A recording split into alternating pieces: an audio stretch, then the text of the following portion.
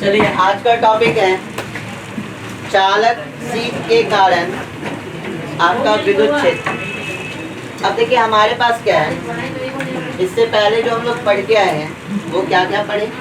इससे पहले हम लोग गॉस के नियम को सबसे पहले पढ़े, फिर गॉस के नियम के अनुप्रयोग को देखे। पहला अनुप्रयोग में हम लोग क्या देखे थे, आपका एक चालक गोला था जिसके कारण उस चालक गोले के बाहर, उसके सतह पर और उसके अंदर हम लोग क्या देखे थे, विद्युत क्षेत्र देखे थे। फिर हमने अचालक पढ़ा, अचालक गोले के कारण हम उस गोले के बाहर, गोले के सतह पर और गोले के अंदर क्या देखे, विद्युत क्षेत्र की गणना की। किसका हम उपयोग कर रहे थे, गॉस के नियम का उपयोग, मतलब गॉस के नियम का प्रयोग हो रहा था। उसके प्रयोग करके हम क्या कर रहे थे, विद्युत क्षेत्र की गणना कर रहे थे।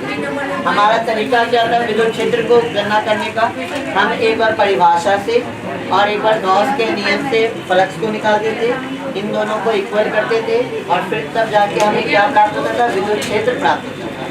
आज का क्लास क्या है, आज का क्लास है चालक सीट के कारण। अब चालक सीट के कारण जब हम लोग विद्युत क्षेत्र की तीव्रता ज्ञात करते हैं तो वो कैसे ज्ञात करते हैं वो देखें। अगर हम चालक सीट की बात करें तो पहले हम लोग जो बात करेंगे, जो चालक सीट होगा वो आपका बहुत ही ज़्यादा क्या होगा, पतला होगा। पहली बात, चालक सीट क्या होगा, बहुत ही ज़्यादा आपका क्या होगा, पतला होगा। और दूसरी बात, ये सीट जो होगी वो अनंत लंबाई की होगी। ये जो सीट होगी ये कैसी लंबाई की होगी, अनंत लंबाई की। तो हम लोग सबसे पहले एक चालक सीट बनाते हैं।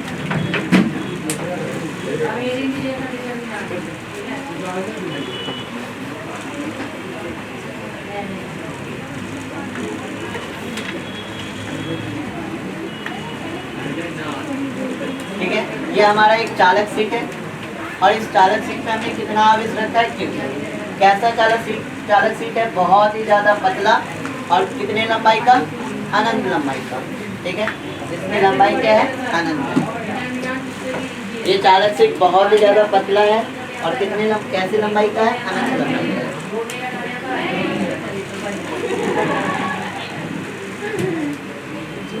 एक काम कीजिए, कोई लास्ट ऑफिस में जाइए, वहाँ पे फोटो कॉपी का एक पेज होगा, लेकिन अंदर कॉन्टैक्ट होगा, 1 मिनट निकाल दीजिए।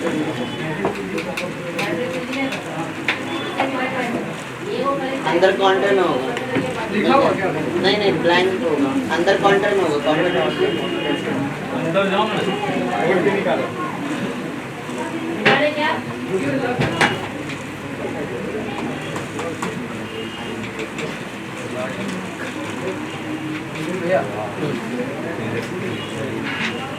देखिए ऐसा कुछ सीट है, ठीक है, एक चालक सीट है। इस चालक सीट के कारण हमें क्या निकालना है, विद्युत क्षेत्र की गणना करना है। किसके कारण, चालक सीट के कारण। ये चालक सीट क्या है, बहुत ही ज़्यादा पतला है। दो बात इस चालक सीट के बारे में आपको पता होना चाहिए। पहली बात, ये चालक सीट बहुत ही ज़्यादा क्या पतला है, इवन यहाँ पे इसकी थिकनेस, इसकी मोटाई हमें एहसास हो रही है, बट इसकी मोटाई क्या होती है, बहुत ही ज़्यादा कम होती है। मतलब ये जो चालक सीट है ये बहुत ही पतला है और अनंत लंबाई का है। इसकी लंबाई क्या है, ऊपर भी बहुत ज़्यादा है और नीचे भी क्या है, बहुत ज़्यादा है। इस चालक सीट के कारण हमें क्या निकालना है, विद्युत क्षेत्र की तीव्रता। हमने क्या किया, इस चालक सीट पे हमने प्लस क्यू चार्ज किया। अब सीट इतना पतला है कि इसके बाहर आवेश रह ही नहीं सकता। ठीक है, तो इस जैसे ही हमने क्यू आवेश दिया तो ये जो आवेश है इस सीट पर, ये चालक सीट पर एक समान रूप से क्या हो गया, वितरित हो गया। इस पे जैसे ही आवेश क्यू दिए तो आवेश क्यू इस सीट पर एक समान रूप से क्या हो जा रहा है, आपका वितरित हो जा रहा है।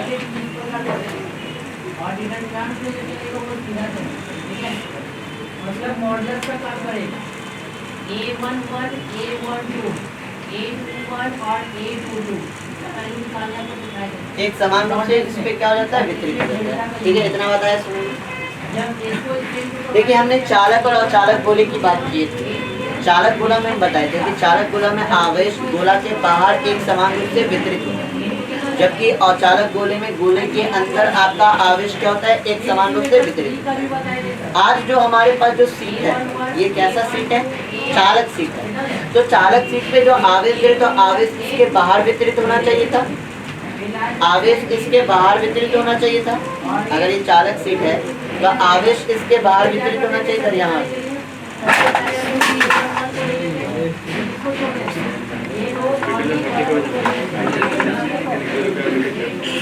आपका आवेश क्या होना चाहिए था? एक समान रूप से इसके बाहर वितरित होना चाहिए था अगर हमारा चालक सीट है तो। पर ये चालक सीट इतना ज्यादा पतला है, इतना ज्यादा पतला है कि इस पे आवेश बाहर रह ही नहीं सकता। तो आवेश जब क्यू दिए तो ये आवेश क्यू क्या हो गया, इसके पूरे सतह पर क्या हो गया, एक समान रूप से क्या हो गया, वितरित हो गया। इतना बताया समझ। अब आगे बात हमें क्या करना है, इस चालक सीट के कारण विद्युत क्षेत्र की गणना करते हैं। तो मान लेते हैं इस चालक सीट से r दूरी पर, इस चालक सीट से r दूरी पर कोई बिंदु क्या है, P है। इस P बिंदु पे हमें क्या गणना करना है, विद्युत क्षेत्र की तीव्रता करना। अब यहाँ एक नया कॉन्सेप्ट हम लोग सीखेंगे। वो कॉन्सेप्ट क्या बताते हैं, पहले इस फिगर को ड्रॉ कीजिए, या फिगर ड्रॉ करने से पहले लिखिए तब ड्रॉ कीजिएगा, और थोड़ा फिगर बड़ा बनाइएगा, ठीक है।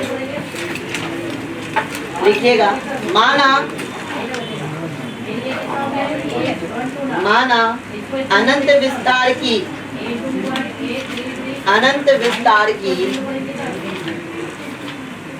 माना अनंत विस्तार की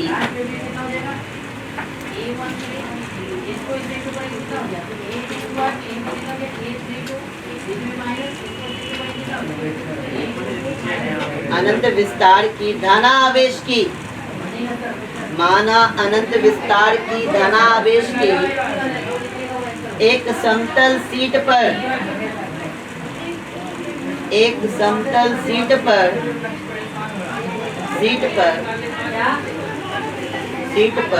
आवेश का पृष्ठीय घनत्व सिग्मा है। ये आवेश का पृष्ठीय घनत्व सिग्मा है। हाँ सर, यहाँ सिग्मा को इस प्रकार से इंडिकेट बता रहे क्या है, बताइएगा। सिग्मा है, आगे लिखिएगा।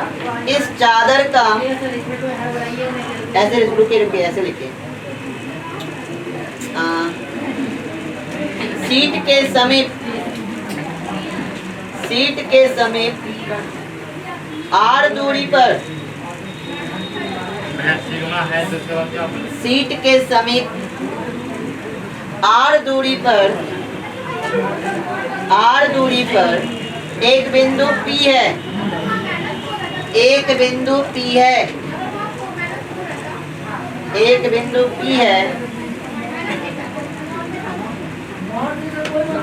जिस पर विद्युत क्षेत्र की तीव्रता ज्ञात करना है, जिस पर विद्युत क्षेत्र की तीव्रता ज्ञात करना है, जिस पर विद्युत क्षेत्र की तीव्रता ज्ञात करना है।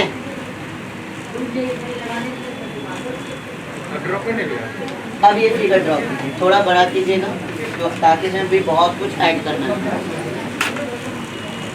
ऊपर भी जगह छोड़ेंगे क्या सर? फिगर के ऊपर भी जगह छोड़ेंगे? नहीं, जो काम होगा इसी में काम होगा।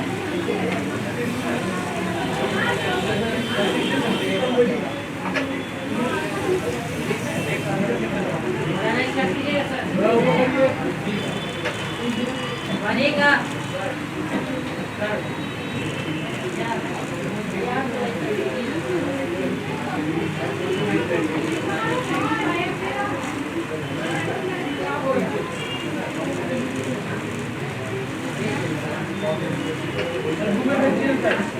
ये जो चीज बोले, जो चीज के वही चीज लिखवाए है सर।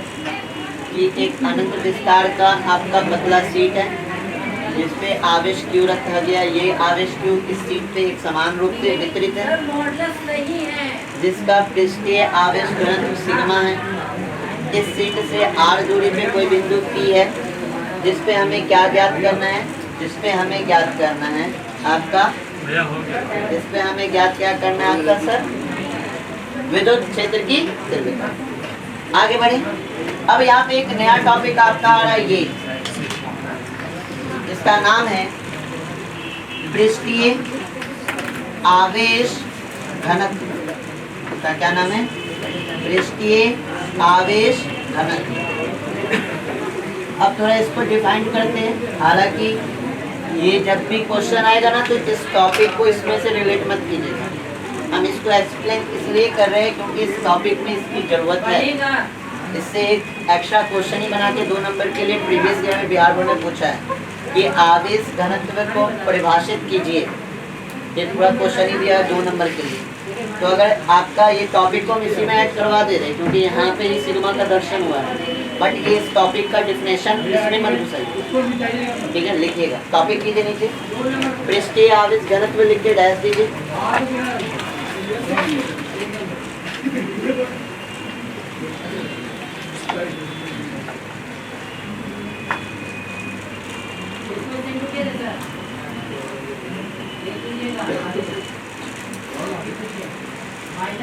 हो गया? लिखिएगा, जब आवेश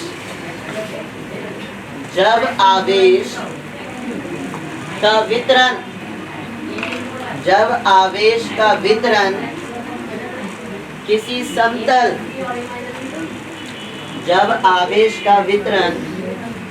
समतल अथवा वक्र पृष्ठ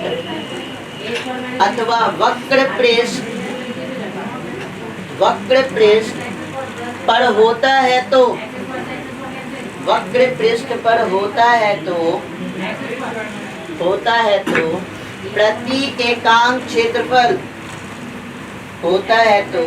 प्रति एकांक क्षेत्रफल आवेश की मात्रा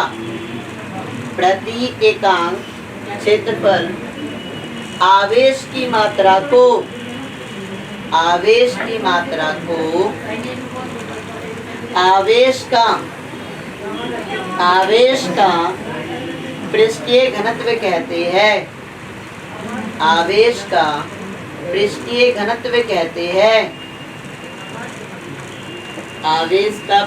घनत्व कहते हैं।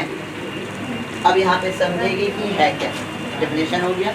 अब यहाँ समझते हैं, कोई भी समतल सतह हो या कोई भी वक्र सतह हो, वक्र मतलब हल्का सा कर्व, ठीक है, कोई भी समतल सतह हो या कोई भी वक्र सतह हो, अगर इस पे आवेश एक समान रूप से वितरित हो, क्यों आवेश इस समतल सतह पे क्या हो रहा है? एक समान रूप से वितरित है, तो आपका मान लिया जाए इस सतह का जो क्षेत्रफल क्या है वो है A। ये जो हमारा सीट है, ये पतला सा जो सीट है, इस सीट का क्षेत्रफल हम लोग क्या मान लेते हैं? A क्षेत्रफल में कितना आवेश है? क्यों? इस पूरे क्षेत्रफल में, इस सीट के क्षेत्रफल में कितना आवेश है? क्यों? प्रति एकांक क्षेत्रफल में कितना आवेश होगा? Q बाई A होगा कि नहीं?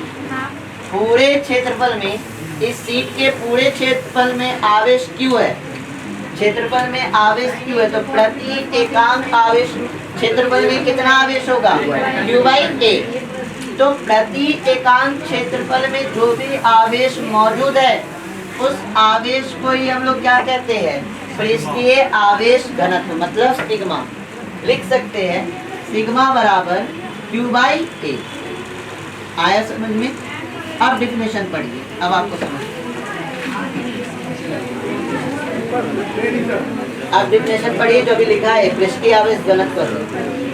जब आवेश का वितरण किसी समतल अथवा वक्र पृष्ठ पे होता है तो प्रति एकांक क्षेत्रफल आवेश की मात्रा को ही आवेश का पृष्ठीय घनत्व कहते हैं। हर एक एकांक क्षेत्रफल में जितना आवेश मौजूद है उसे हम लोग क्या कहते हैं? पृष्ठीय आवेश। क्लियर है? इस पूरे क्षेत्रफल में कितना आवेश? क्यों? इसके हर एक एकांक मतलब कितना छोटे से क्षेत्रफल में कितना आवेश होगा, इस छोटे से क्षेत्रफल में कितना आवेश होगा, इस छोटे से क्षेत्रफल में कितना आवेश होगा। तो प्रति एकांक क्षेत्रफल में जितना आवेश मौजूद होता है उस आवेश को हम लोग क्या कहते हैं? पृष्ठीय आवेश घनत्व।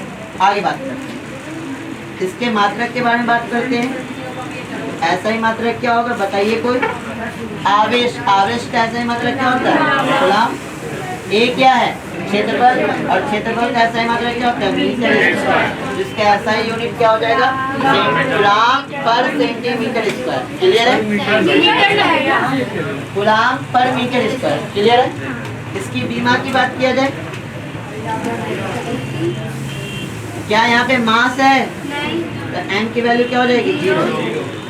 मीटर क्या है? दूरी ना, दूरी का बीमा क्या होता है? L। कहाँ पे है? डिवाइड में, ऊपर जाएगा तो L इनवर्स 2 होगा। कूलम क्या? कूलम का डायमेंशन क्या बताए थे? 80 बताए थे। ये इसका डायमेंशन। क्लियर? कितनी चीजों को नोट कीजिए, याद रहेगा ना फॉर्मूला पृष्ठीय आवेश घनत्व का, sigma is equal to Q upon A. ऐसा ही मात्रक हो गया कूलम पर मीटर स्क्वायर, और बीमा क्या हो गया? m0 L इनवर्स 2 A की। अब वापस से टॉपिक पे आ गए। ठीक है, जब भी एग्जाम में आएगा सर, जब भी एग्जाम में आएगा तो आप इस टॉपिक को अलग कीजिएगा, ये इस टॉपिक का पार्ट नहीं है। बार बार बोल रहे हैं, ये इस टॉपिक का पार्ट नहीं है। स्टार्ट में लिख लेंगे ना, हाँ, स्टार्ट में फिर ऐड कर लेंगे। पेयर में लिख लीजिएगा, पेयर में क्वेश्चन आ चुका है प्रीवियस ईयर। वो जो चालक सीट है उसका हम डिफाइन करेंगे, ये नहीं करेगा। हाँ, इसमें आपका सिग्मा, जैसे सिग्मा है तो पूछे ना बोलो कि सिग्मा क्या है, तो सिग्मा ये था, लेकिन उसको डिफाइन ना करें। या आप कॉपी में लिखिएगा ना, जब पेयर कॉपी कीजिएगा ना, अपने पेयर कॉपी इसको अलग से लिख लीजिए, इस टॉपिक में मतलब यानी जब खेल कंप्लीट हो जाए उसी के लास्ट में लिख लेना। हाँ लिख लीजिएगा। चलिए आगे बढ़े। अब यहाँ ध्यान दीजिए, अब यहाँ फोकस हुए सारे बच्चे। इस टॉपिक को समझने के लिए एक एक बच्चे का फोकस होना बहुत इम्पोर्टेंट है। क्या हम बता रहे हैं? ये एक आपका सीट है, और इस सीट से r डिस्टेंस पे क्या कोई पॉइंट P है, जिस P पॉइंट में हमें कहते हैं विद्युत क्षेत्र की त्रिज्या। अब इस P पॉइंट को अच्छा हमें किसका अनुप्रयोग करना है, ये भी माइंड में सेटअप है कि हमें गॉस के थ्योरम का यूज करना है। गॉस थ्योरम का यूज करना है तो यहाँ पे क्या होना चाहिए? एक गॉसियन सरफेस होना चाहिए, तभी तो गॉस थ्योरम का यूज करेंगे। क्योंकि विद्युत क्षेत्र निकालने के लिए एक बार विद्युत फ्लक्स निकालेंगे परिभाषा से, एक बार विद्युत फ्लक्स निकालेंगे गॉस के थ्योरम से, दोनों को इक्वल करके काम चलेगा। तो यहाँ पे P पॉइंट पे हमें क्या बनाना होगा? एक आपका गॉसियन सरफेस बनाना होगा, गॉसियन पृष्ठ बनाना होगा। तो गॉसियन पृष्ठ कैसा बनाया जाए? अब तक जो हम लोग पृष्ठ बना रहे थे, गॉसियन पृष्ठ था, वो क्या था? एक गोलाकार था। हमने चालक गोले में देखा, अचालक गोले में देखा, उन दोनों में हमने गॉसियन पृष्ठ को ड्रॉ किया, वो कैसा था? गोलाकार। बट जब भी आपके सीट के कारण आए, चालक सीट के कारण आए, तो आप जो गॉसियन पृष्ठ अब जो ड्रॉ कीजिएगा ये होगा आपका बेलनाकार। कैसा होगा? बेलनाकार। इस P पॉइंट को लेकर, इस P पॉइंट को लेकर हम लोग एक बेलनाकार क्या करेंगे? गॉसियन पृष्ठ ड्रॉ करेंगे।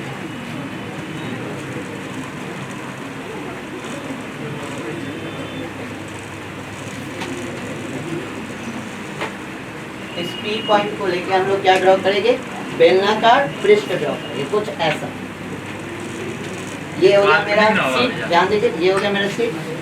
ठीक है, यहाँ पे कोई पॉइंट P है। इस P पॉइंट को लेके हम लोग इस सीट से एक क्या ड्रॉ करेंगे?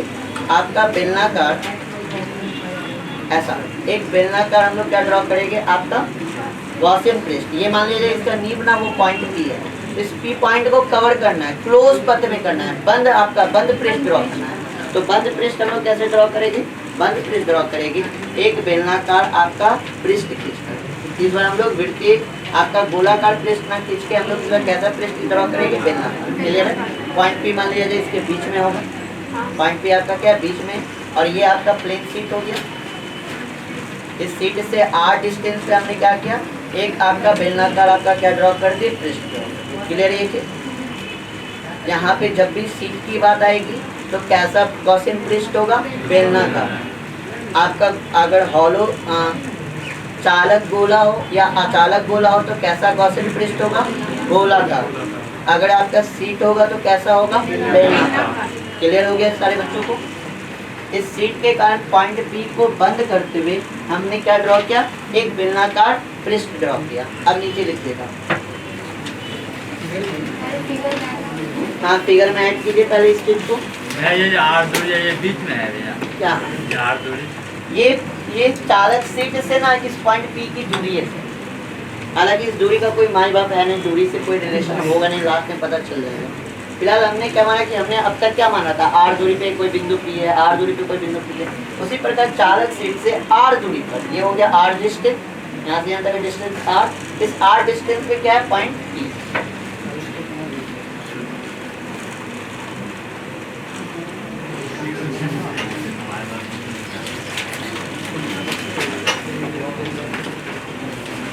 हो गया।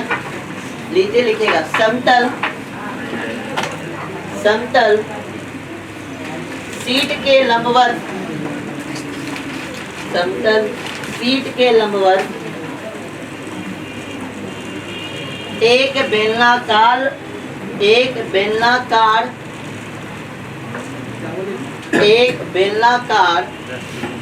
समतल सीट के लंबवत एक बेलनाकार तल की कल्पना कीजिए, तल की कल्पना कीजिए जिसकी अक्ष समतल के लंबवत है, जिसकी अक्ष समतल के लंबवत है।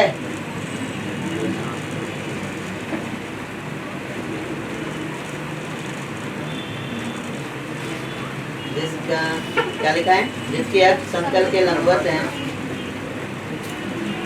आगे लिखेगा,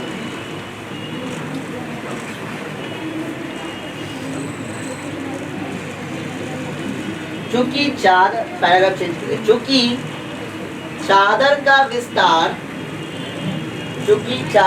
विस्तार, चादर को हम लोग सीट बोलते हैं, हिंदी में चादर, इंग्लिश में सीट बोलते हैं। चूंकि चादर का विस्तार अनंत है, अतः चादर के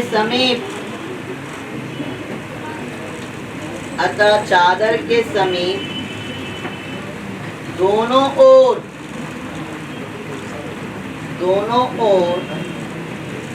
विद्युत, दोनों ओर सभी बिंदुओं पर, दोनों ओर सभी बिंदुओं पर विद्युत क्षेत्र की तीव्रता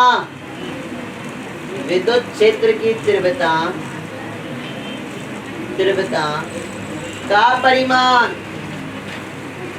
परिमाण समान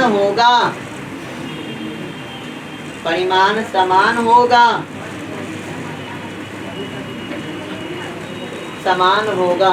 अब ध्यान दीजिए, ये जो हमारा चादर है या ये जो हमारा सीट है, ये अनंत लंबाई का है।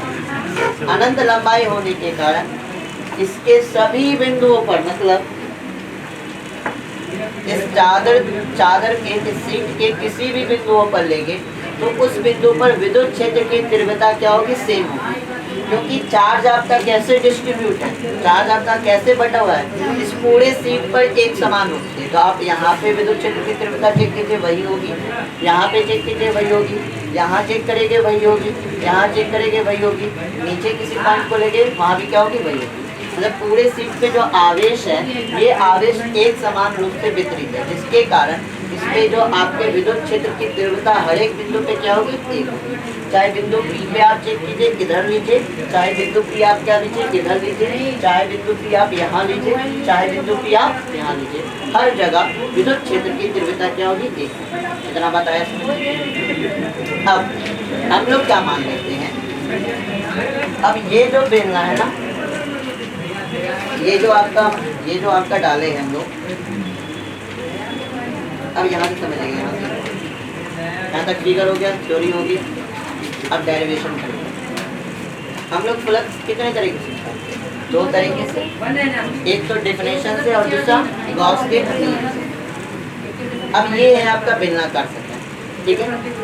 हमें इस पूरे बेलनाकार सतह को ही, इस सतह को ही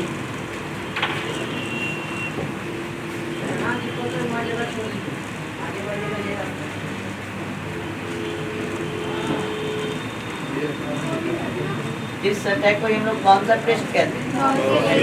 गॉसीय पृष्ठ। बिंदु P को लेकर हम लोग सबसे पहले एक बंद पृष्ठ ड्रॉ किए और इस बंद पृष्ठ को हम क्या कहते हैं? गॉसीय पृष्ठ। हमें विद्युत फ्लक्स निकालना है इस गॉसीय पृष्ठ का। कैसे निकालेंगे? ये आपका हो गया गॉसीय पृष्ठ बेलनाकार। हमें पूरे पृष्ठ का क्या चाहिए? विद्युत फ्लक्स। अब पूरे पृष्ठ का निकालने के लिए हम इस गॉसीय पृष्ठ को 4 भागों में डिवाइड करेंगे। 4 भागों में कैसे डिवाइड करें सर? एक भाग होगा ये समतल सतह। अगर ये बेलना है, बेलना का बेस कैसा होगा? बेलन का बेस समतल होगा कि नहीं होगा? यहाँ पे ये वाला जो आपका है ये भी समतल और आपका ये वाला भी समतल, मतलब एक सरफेस आपका हो गया ये वाला और एक सरफेस आपका क्या हो गया? क्लियर है? अब दो जो सतह ले रहे हैं वो कैसा होगा आपका? वृत्ताकार। देखिए ये वाला सतह, ये कैसा है? वृत्त की आकृति का है। ये कैसा हो गया? समतल। अगर यहाँ पे बेस है सिलेंडर मतलब क्या? ये बेस होगा। इसका नीचे और इसका ऊपर दोनों कैसा सतह होगा? समतल सतह। क्योंकि ये बीच का पार्ट कैसा होगा? वृत्ताकार होगा। अब इस वृत्ताकार को बीच में देखें तो बीच में क्या एक सीट भी तो है। इस सीट के आर पार है ना, ऐसा कुछ है, ऐसा कुछ है। ये बीच में क्या सीट है? तो एक सतह हम सीट के इस साइड मान लेते हैं और एक सतह हम सीट के इस साइड मान लेते हैं। मतलब एक सतह हम यहाँ पे मान लेते हैं और एक सतह हम लोग कहाँ मान लेते हैं? यहाँ पे। आपका मैंने नीचे मानने का नीचे भी मान सकते हैं, कोई बड़ी बात नहीं। ठीक है, आपका जहाँ मैंने मान ऊपर माने नहीं। अब अगर हमें फ्लक्स चाहिए तो परिभाषा से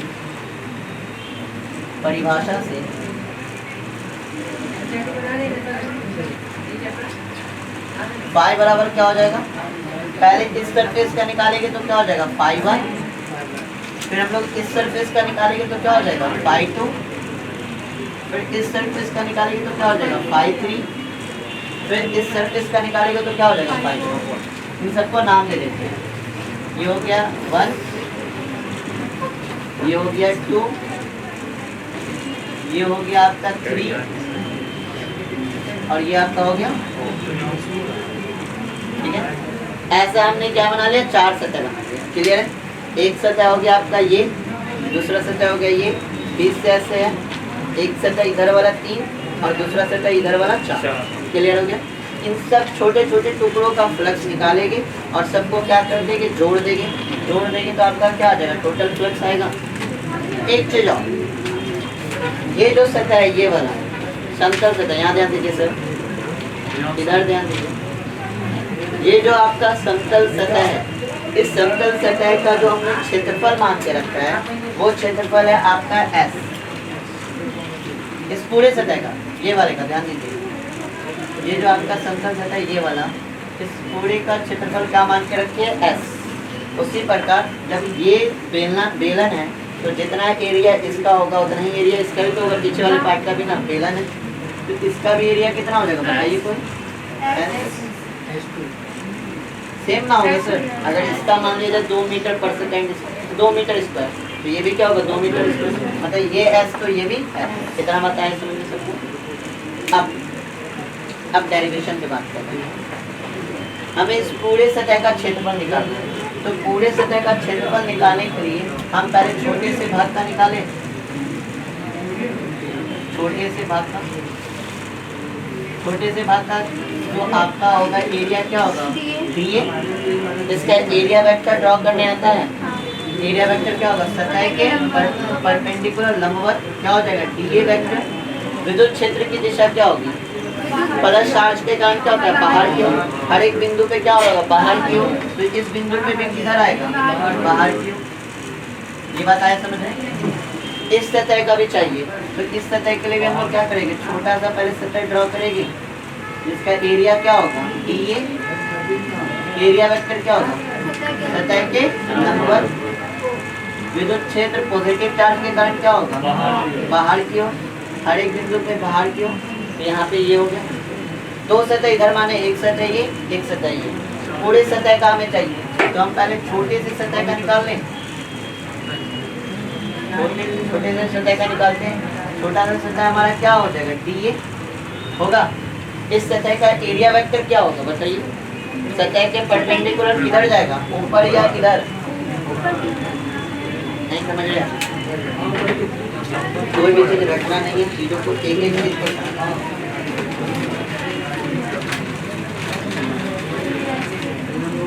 अच्छा तो ये ऐसे हो जाएगा कि ये तो तीसरा क्वांटिटी है।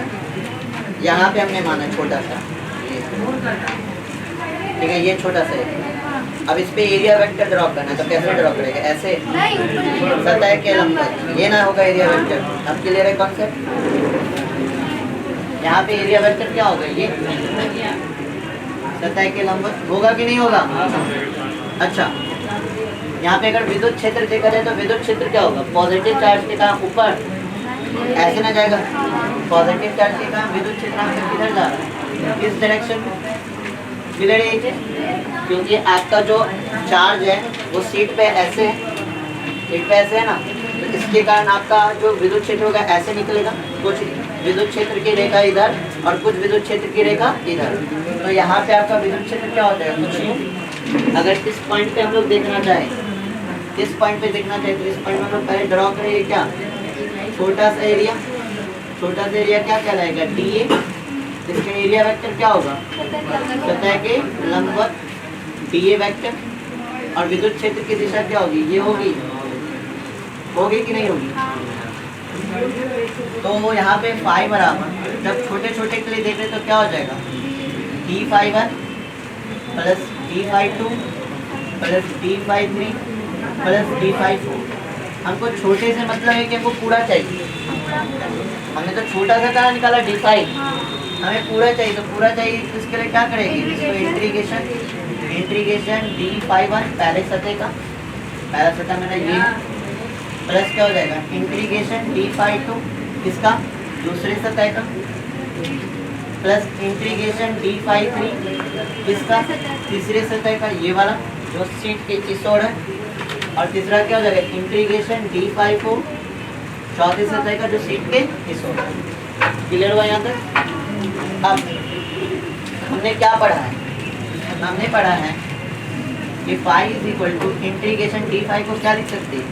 E into DA into cos theta. सतह 1 कौन है? ये है ना। यहाँ पे देखिए DA वेक्टर और E के बीच कितने का एंगल? 0 डिग्री। दोनों सेम लाइन पे, तो एंगल क्या हो जाएगा? 0 होगा कि नहीं होगा? इसमें कोई डाउट नहीं किसी को? प्लस इंटीग्रेशन दूसरे सतह के लिए देखें तो क्या हो जाएगा? E into DA into cos theta. सतह 2 हमने किसको मान के रखा है? ये यहाँ पे देखिए एरिया वेक्टर और विद्युत क्षेत्र दोनों सेम लाइन पे है, सेम लाइन पे का एंगल कितना हो जाएगा? प्लस तीसरे सतह के लिए देखिए D∅3, इनके बीच का एंगल कितना हो रहा है? 90 डिग्री। तो E इंटू DA क्या हो जाएगा? कॉस 90 प्लस चौथे सतह के लिए देखें तो क्या हो जाएगा? E into DA cos 90। दिख रहा है? ठीक है यहाँ तक? अब यहाँ पे ध्यान दीजिएगा, cos 0 की वैल्यू 1, तो क्या हो जाएगा? E इंटू DA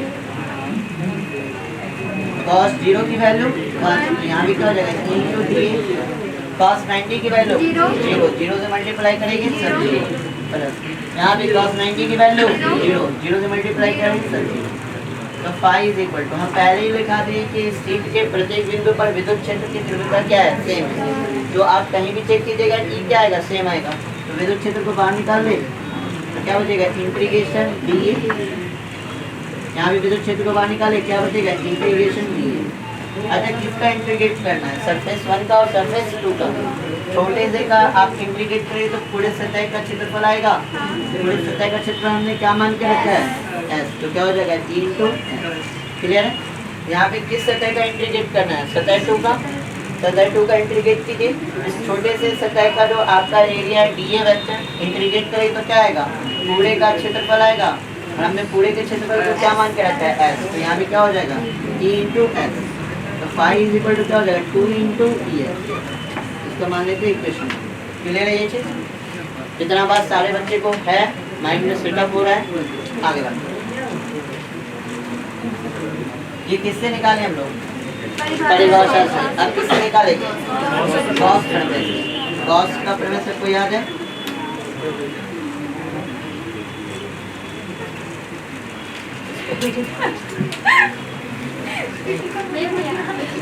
गॉस प्रमेय से नहीं कहते। गॉस प्रमेय से क्या पढ़े थे हम लोग? Phi is equal to sigma q by epsilon naught. पढ़े थे? Phi is equal to sigma q by epsilon. Sigma q क्या था? कुल आवेश। कैसा आवेश? जो गॉसियन सरफेस के अंदर हो, वो आवेश जो गॉसियन सरफेस के अंदर हो। हमारा आज जो गॉसियन सरफेस है वो कैसा है? बेलनाकार है। और इस सरफेस के अंदर कितना आवेश आएगा? जो यहाँ पर होगा। अगर हम मान लिया जाए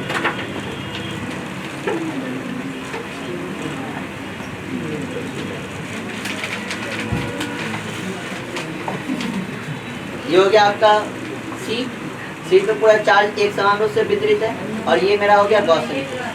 तो आपका कौन सा आवेश पृष्ठ के अंदर आएगा? जो इतना होगा उसी के अंदर ना। हमको क्या ऊपर और नीचे वाले आवेश से मतलब है?